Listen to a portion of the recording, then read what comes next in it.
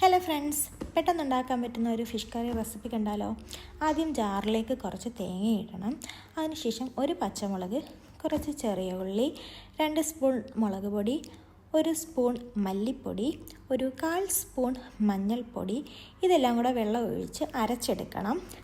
ചട്ടിയിലേക്ക് ഈ അരപ്പൊഴിച്ചതിന് ശേഷം നമുക്ക് ഗ്രേവിക്ക് എത്ര വെള്ളമാണോ ആവശ്യം അത്രയും വെള്ളം മിക്സ് ചെയ്ത് നമ്മൾ ഈ ഗ്രേവിയിലോട്ട് ഒഴിക്കണം.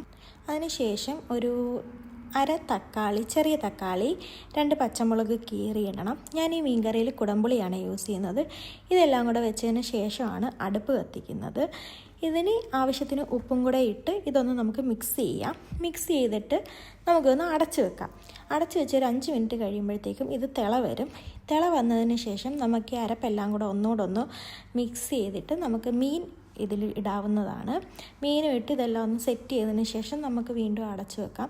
പിന്നെ ഒരു 10-15 മിനിറ്റ് ചെറിയ തീയിൽ മീൻ വേവുന്ന ടൈം. എന്നിട്ട് നമ്മളിത് എടുത്ത് കഴിയുമ്പോഴത്തേക്കും ഫിഷ് കറി റെഡിയാവും. കറിവേപ്പില ഇടാം. ഞാൻ ആ ക്ലിപ്പ് എടുക്കാൻ മറന്നു. വീഡിയോ ഇത്രയുള്ള വീഡിയോ ഇഷ്ടപ്പെട്ടെങ്കിൽ ചാനൽ സബ്സ്ക്രൈബ് സപ്പോർട്ട് ചെയ്യുക. Bye bye.